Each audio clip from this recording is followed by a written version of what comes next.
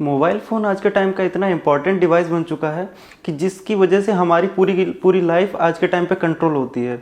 हम जब से सो के उठते हैं और सोने जाते हैं तब से लेके मोबाइल पे हम कितने टास्क परफॉर्म करते हैं हमें खुद नहीं याद रहता है। सुबह मोबाइल हमें अलार्म बजा के उठाता है और उसके बाद हम उस पर अपनी हेल्थ की ट्रैकिंग करते रहते हैं कि कितनी स्टेप्स हमने ली हैं, हमारी क्या एक्सरसाइज की रूटीन चल रही है और किससे हमें कांटेक्ट करना है, किससे कांटेक्ट नहीं करना है, किससे हमें व्हाट्सएप पे चैटिंग करनी है और इंस्टाग्राम पे हमें पोस्ट अपलोड करनी होती है। सब की सब चीज़ें हम लोग परफॉर्म करते हैं एक डिवाइस पे जिसका नाम है मोबाइल। आज के टाइम पे आप जो ये वीडियो देख रहे हैं वो भी शायद एक मोबाइल पे ही देख रहे होंगे। तो ये सब देख के लगता है कि मोबाइल हमारी लाइफ का कितना इंपॉर्टेंट एक डिवाइस बन चुका है जिसको हम लोग चाह के भी आज के टाइम पे रिमूव नहीं कर सकते हैं। तो आज के वीडियो में मैं यही बताने वाला हूँ कि मोबाइल कैसे स्टार्ट हुआ, कहाँ पे एक पहले 2.5 किलो का फ़ोन आया करता था, उससे आज के टाइम पे 250 ग्राम तक का जो फ़ोन आने लगा, इतना लाइट वेट हो गया और टेक्नोलॉजी उतनी ही ज़्यादा एडवांस हुई है। हाँ, ये बात सच है कि मोबाइल हमारी लाइफ को बहुत ही ज़्यादा कंट्रोल करने लगा है, लेकिन उसने टेक्नोलॉजी को भी इतना अच्छे से इम्प्रूव किया है जिसको हम लोग नकार नहीं सकते।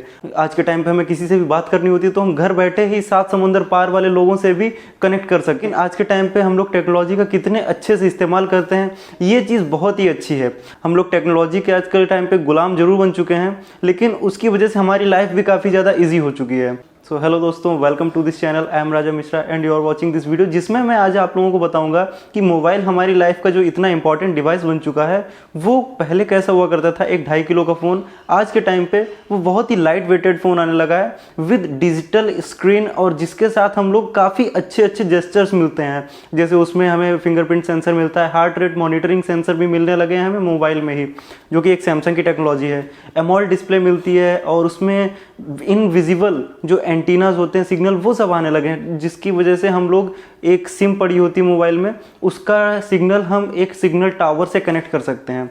और अगर आपको मीवी का थंडरबीट ईयरफोन जीतना है, ये वाला जो कि मैंने अभी कल इसकी अनबॉक्सिंग की थी, तो आप इस वीडियो को पूरा देखते रहिए। मैं लास्ट में बताने वाला हूँ कि आप इस मीवी ईयरफोन थंडरबीट को कैसे जीत सकते हैं विदाउट एनी कॉस्ट।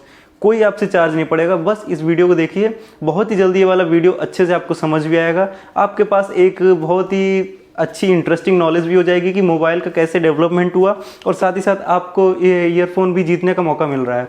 तो देखते रहिए आप इस वीडियो को, मुझे उम्मीद है आपको वीडियो ज़रूर पसंद आएगा।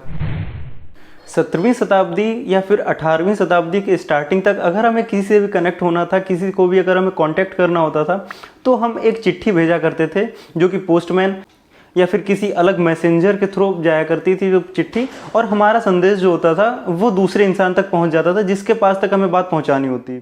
और उसी टाइम पे अगर हमें किसी के पास पैसे भेजने होते थे तो एक मेथड था जिसका नाम था मनी ऑर्डर। मनी ऑर्डर के थ्रू ही हम लोग किसी के पास भी पैसे भेज सकते थे, और वो बहुत ही सिक्योर मेथड था। ऐसा नहीं है कि उसमें कभी पैसे निकल जाते थे, लेकिन आज के टाइम पे जितना एडवांसमेंट हो गया है कि हम लोग घर बैठे किसी से भी कॉलिंग के थ्रू या फिर मैसेजिंग के थ्रू कनेक्ट कर सकते हैं और अपनी बात एक जगह से दूसरी जगह तक बहुत ही आसानी से पहुंचा सकते हैं। और इतने सारे पेमेंट के एप्लीकेशन आ चुके हैं जो इंडिया में अवेलेबल है, मैं उनकी बात करता हूँ। गूगल पे, फ़ोनपे, अमेज़न पे और जियो का भी एक पेमेंट मेथड आ गया है। अब व्हाट्सएप ने भी अपना एक पेमेंट मेथड स्टार्ट कर दिया। साथ ही साथ टेलीग्राम का भी, आप लोगों ने अगर टेलीग्राम एप्लीकेशन के बारे में सुना हो तो टेलीग्राम ने भी अपना एक पेमेंट मेथड ऑनलाइन ओपन कर दिया है। ये जो टेलीग्राम नाम पड़ा है, टेलीग्राम एक ऐसी मैसेजिंग मेथड हुआ करता था पुराने ज़माने में, जो कि हम लोग एक टाइप करके मैसेज भेज देते थे और वो सिग्नल के थ्रू किसी दूसरी जगह पे जहाँ पे टाइपराइटर रखा होता था वहाँ पे अपने आप प्रिंट होना स्टार्ट हो जाता था। ये टेलीग्राम का मेथड था। फिलहाल हम लोग बात कर रहे हैं इस वीडियो में मोबाइल के बारे में।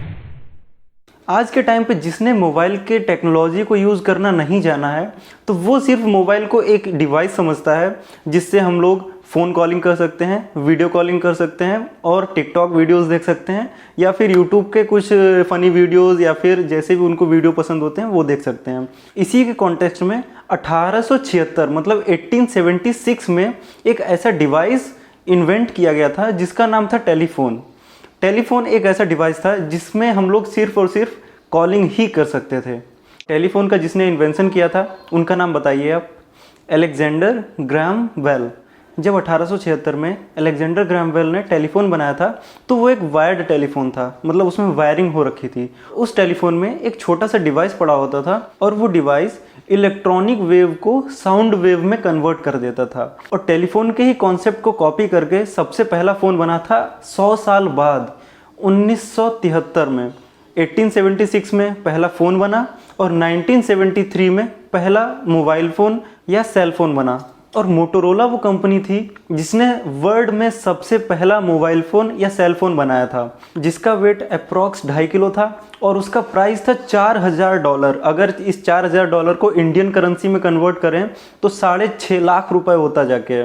इतना महंगा फ़ोन वर्ल्ड वाइड आज तक कभी नहीं बना। ये सबसे पहला फ़ोन था और सबसे महंगा अभी तक का मोबाइल फ़ोन साबित हुआ है। अगर कोई मोबाइल फ़ोन कस्टमाइज़ कराता है, मतलब अपने अकॉर्डिंग बनवाता है, उसमें डायमंड या गोल्ड प्लेट वगैरह लगवा के, तो शायद वो महंगा हो सकता है। अदरवाइज़ इससे महंगा फ़ोन कोई भी नहीं हुआ है आज तक मोबाइल वर्ल्ड में।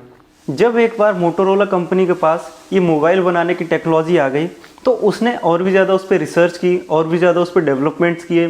तब जाके और भी कंपनियों ने मोटोरोला के साथ टाई अप करके कुछ मोबाइल फ़ोन बनाना स्टार्ट किया। फिर जब 1991 में फिनलैंड कंट्री में सेकंड जनरेशन नेटवर्क सिस्टम आया, मतलब जिसको हम लोग आम भाषा में 2G बोला करते थे। 2G सिस्टम में जो कि GSM स्टैंडर्ड पे वर्क करता था। 2G सिम जो GSM स्टैंडर्ड की होती थी उस पर हम लोग कॉलिंग भी कर सकते थे, मैसेजिंग भी कर सकते थे, और साथ ही साथ उसी पे सिर्फ इंटरनेट भी प्रोवाइड किया जाता था। 2G में एक अलग नॉर्मल स्टैंडर्ड था, एक था GSM स्टैंडर्ड। जो नॉर्मल स्टैंडर्ड था उसमें इंटरनेट प्रोवाइड नहीं था, और जो GSM स्टैंडर्ड की सिम या फिर नेटवर्क हुआ करता था उस पर हम लोगों को इंटरनेट भी प्रोवाइड किया गया। और जब 1991 में 2G नेटवर्क आ गया था, वहीं से जाके मोबाइल फ़ोन में इंटरनेट और उसमें बहुत ही ज़्यादा अलग अलग टाइप के टेक्नोलॉजिकल इम्प्रूवमेंट स्टार्ट हुए। अब फ़ोन को थोड़ा ध्यान से पकड़िए क्योंकि मैं इस फ़ोन के माध्यम से ही आपको फ़ोन के बारे में ही बताने वाला हूँ। जब 2G नेटवर्क सिस्टम आ गया था उस टाइम पे वर्ल्ड की सबसे फेवरेट, सबसे ज़्यादा मोबाइल बेचने वाली कंपनी उसका राइज होता है, जिसका नाम था नोकिया। अब आप लोग बताइए कि नोकिया किस देश की कंपनी है, ये बात आप लोगों को कमेंट बॉक्स में बतानी है। अब 2G नेटवर्क आने के बाद नोकिया ने अपना सबसे पहला मोबाइल फ़ोन लॉन्च किया था जिसका नाम था नोकिया 1011 या 1011। ये मोबाइल नोकिया का सबसे पहला फ़ोन था और इसने वर्ल्ड वाइड मार्केट को बहुत ही तेज़ी से कैप्चर कर लिया, मतलब बहुत ही ज़्यादा स्केल पे बिकने वाला मोबाइल फ़ोन था। उस टाइम पे नोकिया ने उस मोबाइल फ़ोन में इंटरनेट भी प्रोवाइड किया था, ईमेल की फैसिलिटी भी प्रोवाइड की थी, कॉलिंग और मैसेजेस का भी जो इंटरफेस होता है वो भी प्रोवाइड किया था बहुत ही इजी वे में। इसलिए उस नोकिया का फ़ोन बहुत ही तेज़ी से बिका। और अब जब 1999 में सोनी एरिक्सन कंपनी ने अपना पहला फ़ोन लॉन्च किया जो कि एक कलर डिस्प्ले के साथ आता था, इसमें कुछ गेम्स भी दिए गए थे और एक कैमरा भी प्रोवाइड किया गया था। ये जो 1991 में नोकिया ने अपना फ़ोन जो लॉन्च किया था और जो सोनी ने 1999 में अपना नया फ़ोन लॉन्च किया, तो जो 8 साल का गैप था, इसमें 8 साल में नोकिया ने अपनी बहुत ही बड़ी मार्केट बना ली थी, बहुत ही बड़ा मार्केट बेस बना लिया था। इसलिए सोनी को कुछ अलग करना था, इसलिए उसने सबसे पहले क्या किया, इसलिए सोनी ने उसमें सबसे पहले किया कि एक कलर डिस्प्ले, उसमें गेम्स भी होंगे, थोड़ा इंटरटेनमेंट भी स्टार्ट होगा और उसी में साथ साथ कैमरा भी देंगे।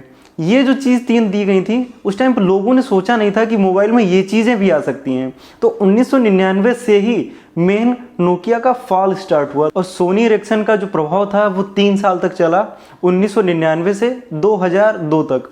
उसी बीच में थर्ड जनरेशन नेटवर्किंग सिस्टम भी आ गया था, जिसकी वजह से जो नेटवर्क एक्सेस होती थी वो और भी अच्छी होने लगी, उसमें फास्ट इंटरनेट मिलने लगा था। अब टाइम था 2003 का। इस 2003 में एक ऐसी कंपनी का आगमन होता है, एक ऐसी कंपनी की एंट्री होती है जिसका कंपैरिजन किया जाता था आज के टाइम के आईफोन से। तो उस कंपनी का नाम है ब्लैकबेरी। ब्लैकबेरी ने 2003 में अपना जो पहला फ़ोन लॉन्च किया था उसमें उसने ऐसी ऐसी चीज़ें दी थी जिसको देख के लोग एकदम माइंड ब्लोइंग वाला एकदम सिचुएशन थी। जब उन्होंने देखा कि ब्लैकबेरी के फ़ोन में फ्रंट फेसिंग कैमरा था जिसमें हम लोग फ़ोटोज़ भी क्लिक कर सकते थे, वीडियो रिकॉर्डिंग करते थे, उसमें मल्टीमीडिया सिस्टम भी था, मतलब सॉन्ग्स को भी प्ले कर सकते थे और सॉन्ग को डाउनलोड या फिर सेंड करने का भी एक ऑप्शन था, जिसमें ब्लूटूथ भी फर्स्ट टाइम दिया गया था। अब आप ये चीज़ कंपेयर कर सकते हैं कि उस टाइम पे ब्लैकबेरी ने इतनी सारी चीज़ें दी थी, ब्लूटूथ भी दिया था और साथ ही साथ जीपीएस भी दिया था, जिसके थ्रू हम लोग ट्रैक करते हैं अपनी लोकेशन को या फिर किसी दूसरे पर्सन की लोकेशन को। ये चीज़ें ब्लैकबेरी ने दी थी 2003 में।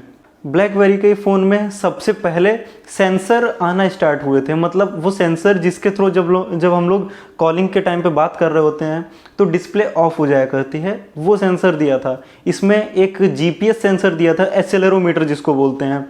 अब जब ब्लैकबेरी में इतनी अच्छी अच्छी चीज़ें दे दी थी तो लोग कैसे नहीं ब्लैकबेरी को अडॉप्ट करते। उन्होंने हाथों हाथ ब्लैकबेरी के फ़ोन को इतनी तेज़ी से ख़रीदा, इतना जल्दी ख़रीदा, जिससे ब्लैकबेरी का मार्केट राइज एकदम एरो की तरह ऊपर गया। और ब्लैकबेरी ने अपना मार्केट कवरेज जो थी वो 2003 से लेके 2006 तक बहुत ही अच्छे से मेंटेन कर रखी।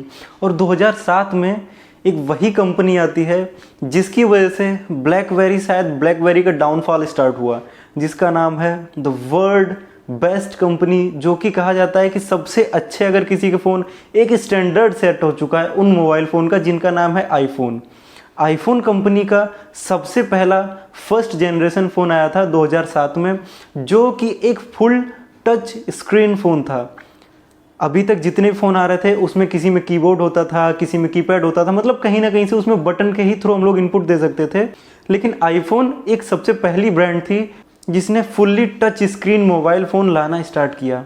उससे पहले LG जो ब्रांड है उसने LG प्राडा नाम का एक मोबाइल लॉन्च किया था, वो टच स्क्रीन था फुल। वो कब आया कब चला गया किसी को कुछ नहीं पता चला। जैसे कहा जाता है कि किस्मत जिसका साथ दे वही राजा होता है, तो उस टाइम पे किस्मत स्टीव जॉब के साथ थी और उन्हें एकदम इतना बड़ा राइज मिला, जो कि आज तक आईफोन कभी भी रिग्रेट नहीं हुआ, कभी भी उसका डाउनफॉल नहीं आया है। और शायद आईफोन जैसी कंपनी का डाउनफॉल अगर आएगा भी तो पता नहीं क्या होगा उस टाइम पे, क्योंकि एक स्टैंडर्ड बन चुका है। लोगों के दिमाग में जो चीज़ उन्होंने माइंड ऐसा सेट कर दिया है कि आईफोन सिर्फ उन्हीं के पास हो सकता है जो उसके लिए कैपेबल होते हैं। अब आप लोग खुद ही समझिए कि क्या आईफोन अगर किसी के भी पास होता है तो उसका एक अलग हाव भाव होता है, वो उसका चलने फिरने का सबका एक ढंग बदल जाता है। आईफोन में ही सबसे पहले पैटर्न का पासवर्ड आया था। अभी तक मोबाइल फ़ोन में कीबोर्ड के थ्रू कीपैड वाले जो पासवर्ड होते थे 1 2 3 4 या XYZ या फिर ABCD नाम के ऐसे जो पासवर्ड होते थे वही सिर्फ हम लोगों ने देखे थे। लेकिन जब आईफोन आया तो उसने सबसे पहला पैटर्न पासवर्ड दिया था, और साथ ही कैमरा क्वालिटी इतनी अच्छी थी कि जो उसमें 2 मेगापिक्सल का कैमरा होता था, स्टार्टिंग में तो 1.5 मेगापिक्सल कैमरा आया था, वो भी अदर जो मोबाइल कंपनीज थी उनके कंपैरिजन में सिर्फ ब्लैकबेरी और आईफोन के ही कैमरा अच्छे थे और किसी के भी नहीं। तो उस टाइम पे आईफोन को बहुत ही अच्छे से, जब उसने टेक्नोलॉजी को इतने अच्छे से यूज़ किया तो आईफोन को ज़्यादा टाइम नहीं लगा अपनी मार्केट कवरेज को बनाने के लिए। आईफोन 2007 से 2010 तक बहुत ही अच्छे से काम किया। फिर उसके बाद एंट्री होती है सैमसंग स्मार्टफोन की। सैमसंग के वैसे भी पहले काफ़ी अच्छे अच्छे फ़ोन आए थे, सैमसंग गुरु, सैमसंग के भी अलग अलग फ़ोन थे जिनका मुझे सभी का नाम तो नहीं याद है। लेकिन उस टाइम पे 2011 में सैमसंग ने आईफोन को टक्कर देने के लिए एक फ़ोन लॉन्च किया था जिसका नाम था, सैमसंग का S सीरीज़ का ही वो फ़ोन था जिसका नाम सैमसंग S5। ये जो सैमसंग का S5 फ़ोन आया था, इसी सैमसंग के आईफोन में सबसे पहले गूगल का वॉइस असिस्टेंट आया था जिसका नाम था ओके गूगल। अगर मैं थोड़ा लाउड बोलूँगा इसको तो मेरा फ़ोन उसको सेंसर कर लेगा और वीडियो यहीं पे पॉज हो जाएगी, क्योंकि उसमें उसका गूगल असिस्टेंट एक्टिवेट हो जाएगा। तो सैमसंग ने सबसे पहले गूगल वॉइस असिस्टेंट को अपने फ़ोन में यूज़ किया था। उससे पहले हे श्री, हेलो श्री या फिर आईफोन का जो भी वॉइस असिस्टेंट होता है वो कहीं नहीं एग्जिस्ट करता था। गूगल को देख के ही आईफोन ने भी अपना वॉइस असिस्टेंट इनेबल किया, वॉइस असिस्टेंट लाना स्टार्ट किया। लेकिन अभी बात कर रहे हम लोग सैमसंग की, तो उसी पे बात करते हैं। सैमसंग ने वॉइस असिस्टेंट तो दे ही दिया था, और साथ ही साथ उसी ने सबसे पहले एमोल्ड डिस्प्ले लाई थी जिसके कलर काफ़ी ज़्यादा ब्राइट थे। तो फिर कोई भी हम लोग इमेज देखते थे वो काफ़ी अच्छी लगती थी देखने में। उसको जब हम लोग किसी भी फ़ोन को अगर किसी फ्लावर की फ़ोटो देखते थे तो जहाँ पे रेड वो थोड़ा ब्राइट रेड होता था, येलो होता था तो थोड़ा ब्राइट येलो हो जाता था। वो चीज़ देखने में थोड़ी अट्रैक्टिव लगती थी, लोगों को अट्रैक्ट करती थी। इस वजह से सैमसंग का भी जो फ़ोन था वो काफ़ी अच्छी मार्केट कवरेज बना ली। सैमसंग में सिर्फ ऐसा नहीं था कि उसकी डिस्प्ले या फिर वॉइस असिस्टेंट की वजह से बिका, उसमें खासियत भी थी। उसके कैमरा क्वालिटी, उसकी जो नेटवर्क कवरेज थी, नेटवर्क उसमें जो स्ट्रेंथ होती थी वो भी काफ़ी अच्छी थी। इंटरनेट एक्सेस हम लोगों को काफ़ी फास्ट मिलता था। सैमसंग के मोबाइल में हार्ट रेट मॉनिटरिंग सेंसर आया था, फेस अनलॉक आ गया था, और फिंगरप्रिंट सेंसर भी सबसे पहले सैमसंग के फ़ोन में ही देखने को मिला। अब आईफोन को एक बहुत ही अच्छा कॉम्पिटिटर देखने को मिल गया था मार्केट में। आईफोन ने यूएस में काफ़ी अच्छा अपना मार्केट बेस बना चुका था पहले 2010 तक, लेकिन अब सैमसंग भी थोड़ा इम्प्रूव कर रहा था अपने आप को। इसलिए आईफोन ने भी जो 2016 में आईफोन 7 आया था, उसने उसमें फिंगरप्रिंट दिया था, उसने हे श्री नाम का जो उसका वॉइस असिस्टेंट था वो भी आ गया था, उसका एक अलग से सर्चिंग ब्राउज़र था सफारी जिसका नाम है, वो भी आ गया था। और 2016 तक 4G टेक्नोलॉजी आ गई थी जिसमें हम लोगों को अच्छी वीडियो कॉलिंग देखने को मिली। तो ये सब चीज़ें एप्पल ने अपने मोबाइल में देना स्टार्ट किया। और सबसे पहला अगर मोबाइल में पेमेंट मेथड दिया है तो वो भी आईफोन ने ही दिया है। आईफोन एक ऐसा ब्रांड था जिसने एक अलग स्टैंडर्ड हर बार सेट करने की कोशिश की है। उसी ने वीडियो कॉलिंग जो फेस के थ्रू डायरेक्ट हो जाती है, अब तो व्हाट्सएप पे आने लगी है, वो उस टाइम पे अगर व्हाट्सएप को हटा दो तो वीडियो कॉलिंग सबसे पहले आईफोन ने दी। और जो पेमेंट मेथड होता है मोबाइल के थ्रू, वो भी सबसे पहले एप्पल की ही तरफ से आया, आईफोन की तरफ से ही आया था, जिसका नाम था एप्पल पे।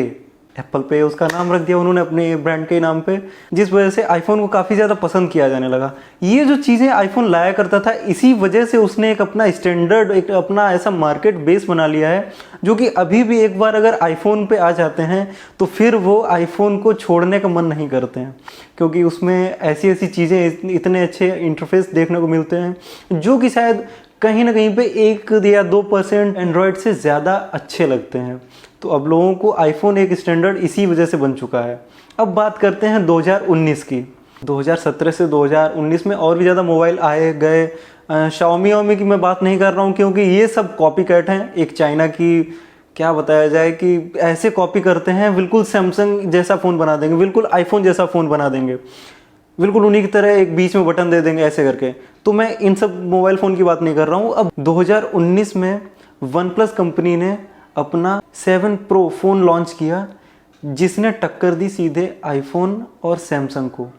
वन प्लस सीधे टक्कर लेने वाला था इन दो मोबाइल जायंट कंपनी से, जो कि इतनी बड़ी कंपनीज हैं आईफोन और सैमसंग, जिसको शायद लोग टक्कर देने से पहले सोचते हैं बस उनको कॉपी कर लेते हैं, लेकिन उनके बराबरी पे नहीं बैठने की कोशिश करते हैं, जो कोशिश की वन प्लस ने। सेंसर तो सभी कंपनी दे रही थी अपने मोबाइल में, उसमें कैमरेज भी आ गए थे, ट्रिपल कैमरा और 4 कैमरे वाले फ़ोन आने लगे थे, लेकिन अभी के टाइम तक किसी ने भी बेजल लेस मोबाइल डिस्प्ले नहीं बनाई थी। सबसे पहली, सबसे नैरो बेजल, मतलब सबसे पतली पतली जो आउटर लेयर हुआ करती है फ़ोन की, वो अगर थी, उस प्रकार की डिस्प्ले सबसे पहले वन प्लस ही लाया था।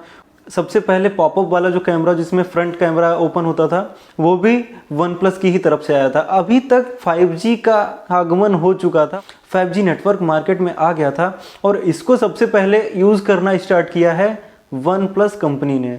उसने अपने जो मोबाइल फ़ोन बनाए थे वो 5G कंपैटिबल बनाए थे, जिसमें हम लोगों को 5G में 5th जनरेशन, कहाँ हम लोग 2G पे थे, जिसमें सिर्फ हम लोगों को मोबाइल कॉलिंग मिलती थी, टेक्सटिंग मिलती थी, मतलब किसी को भी मैसेज सेंड कर सकते हैं, ईमेल कर सकते थे और इंटरनेट एक्सेस कर सकते हैं, वो भी बहुत ही छोटे बेस पे। अब जब 5G आ गया था तो इसमें हम लोग बहुत ही एकदम क्लियर वीडियो कॉल किसी को भी कर सकते थे, और इसमें इंटरनेट एक्सेस जो स्पीड थी वो भी काफ़ी ज़्यादा बढ़ चुकी थी। और 5G के जो कुछ फ़ायदे थे वो उसके ऊपर मैं एक वीडियो बना चुका हूँ, अगर आपको देखना हो तो मैंने डिस्क्रिप्शन बॉक्स में उसका लिंक दे रखा है, आप वहाँ पे जाके 5G वाला वीडियो भी देख सकते हो। अभी तक फ़ोन 2019 तक की मैंने बात कर ली है, आपको बता दिया कि वन प्लस तक कैसे मार्केट रीच बढ़ी है लोगों की, क्योंकि अगर जो भी कंपनी फैसिलिटी प्रोवाइड करेगी लोगों को, तो लोग उस कंपनी को खरीदना पसंद करेंगे। और मैंने वीडियो के स्टार्टिंग में आपको बताया था कि मीवी का जो थंडरबीट ईयरफोन है वो आप कैसे जीत सकते हैं। मैंने एक वीडियो अभी कल डाला था, उसमें मैं गिव अवे कर रहा हूँ, उस वीडियो का भी लिंक मैंने डिस्क्रिप्शन बॉक्स में दे रखा है, आप वहाँ पे जाके चेक कर सकते हैं। आपको वीडियो वो वाला सिर्फ लाइक करना है, कमेंट करना है उस वीडियो पे, और ये वाला वीडियो भी लाइक कर देना, कमेंट कर देना यहाँ पे भी, और उस वीडियो को शेयर करना है, और मेरे इस चैनल को सब्सक्राइब जरूर कर देना। मतलब वीडियो को लाइक करना है, कमेंट करना है, शेयर करना है, मेरे इस चैनल को सब्सक्राइब जरूर कर देना, तब जाके आप विनर बन जाओगे इस मीवी थंडरबीट के। अगर आपने वीडियो यहाँ तक देख लिया तो thank you for your support, thank you for love, and thank you for being with me. Bye bye.